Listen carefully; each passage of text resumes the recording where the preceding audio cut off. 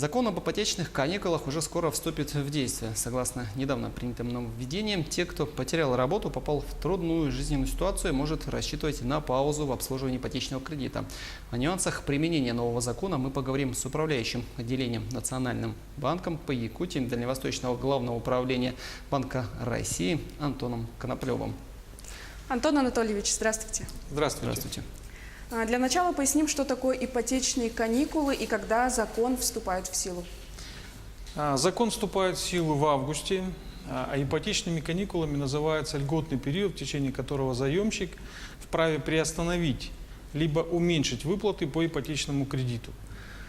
К таким заемщикам относятся люди, которые ранее исправно платили платежи по ипотечному договору, но попав в трудную жизненную ситуацию, столкнулись с финансовыми трудностями и имеют трудности с исполнением взятых на себя обязательств.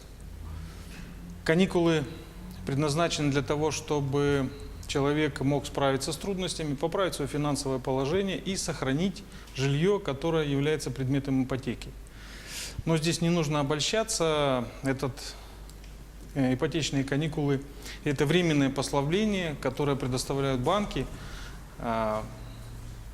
И ипотечный договор все-таки придется исполнять, и кредит придется возвращать. Но какие льготы все-таки предоставят гражданам? Гражданам предоставляется возможность приостановить выплаты в полном объеме на период от 1 до 6 месяцев. В этот период на совершенно законных основаниях можно не осуществлять платежи по ипотечному договору. Также существует возможность снизить выплаты по ипотечному договору. Максимальный срок предоставления ипотечных каникул составляет 6 месяцев. А как выплачивается кредит по окончании каникул? По завершении ипотечных каникул заемщик возвращается к платежам по первоначальным условиям, а затем он выплачивает те суммы, которые были приостановлены на период ипотечных каникул. Если у человека появляется возможность в период ипотечных каникул осуществлять погашение ипотечного кредита, это тоже допускается. И в этом случае ипотечные каникулы не прекращаются. Но все ли могут воспользоваться правом на ипотечные каникулы, либо здесь есть какой-то, может быть, особый перечень требований к заемщикам? Совершенно верно, закон ограничивает круг людей, которые могут воспользоваться, и выдвигает определенные требования к таким заемщикам. В первую очередь, это сумма кредита не должна превышать установленного размера правительством Российской Федерации. На сегодня это 15 миллионов рублей. Второе, ипотечный договор не должен был изменен по требованию заемщика ранее.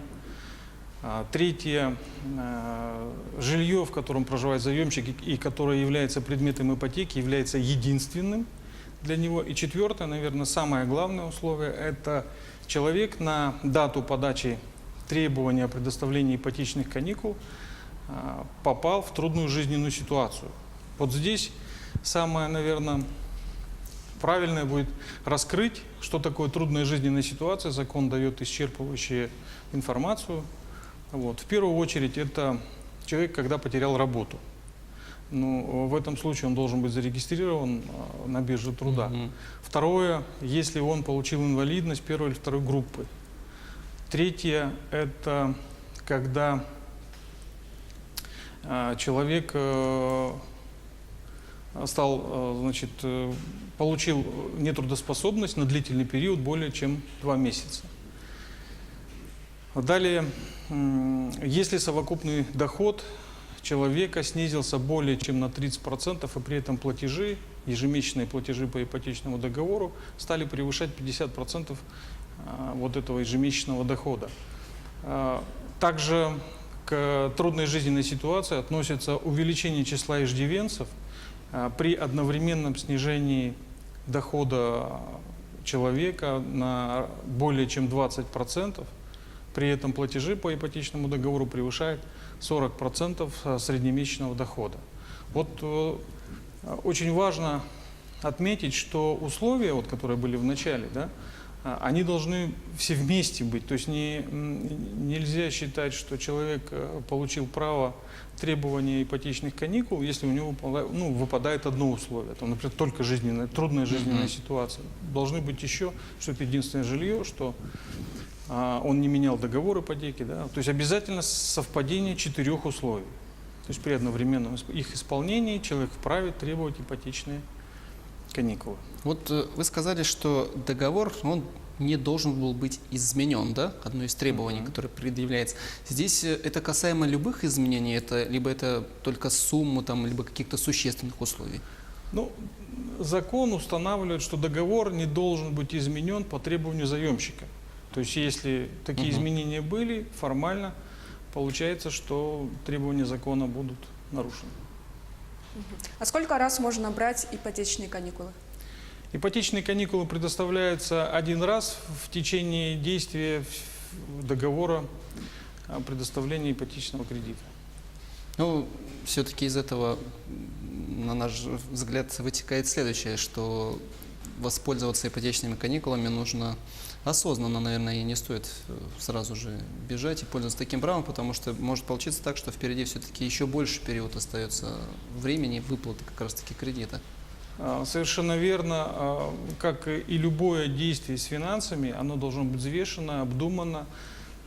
Если человек попал совершенно такую ситуацию, которую я описал выше ранее, то, наверное, человек может принять решение. Но, конечно, надо иметь в виду, что ипотечные договоры – это длительные договоры, договоры длительного действия, там 10 лет, наверное, и более, разные условия у людей.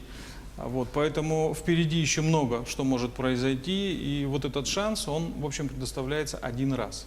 Ну, а что касается именно банков, все ли банки обязаны предоставлять по праву заемщика ипотечные каникулы? Да, все банки, которые предоставляют ипотечные кредиты, обязаны предоставлять ипотечные каникулы. А какие документы должен представить заемщик для оформления ипотечных каникул?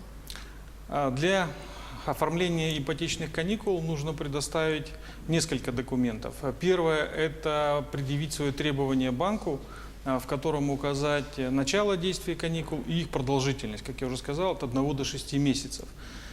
Второе обязательное условие – это предоставить выписку из Единого государственного реестра недвижимости, подтверждающего, что данное жилье у гражданина единственное.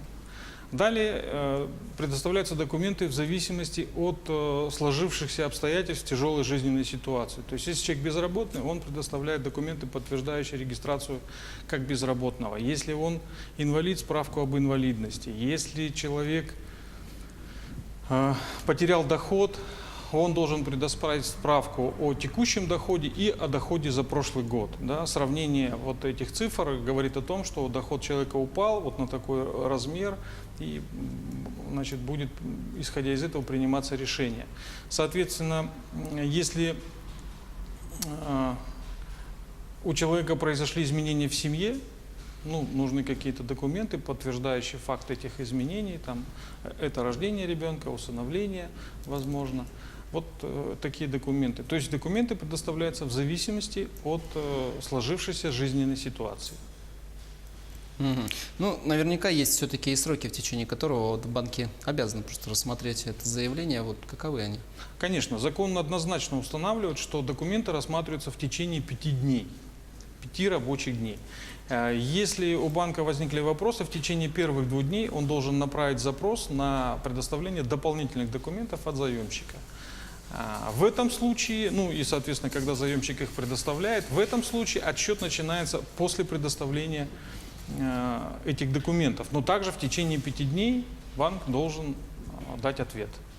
Если требования выполнены, заемщик будет уведомлен о предоставлении каникул. Если требования не выполняются, вот какие-то условия не соблюдаются, значит, заемщику будет отказано. А могут ли ипотечные каникулы испортить кредитную историю?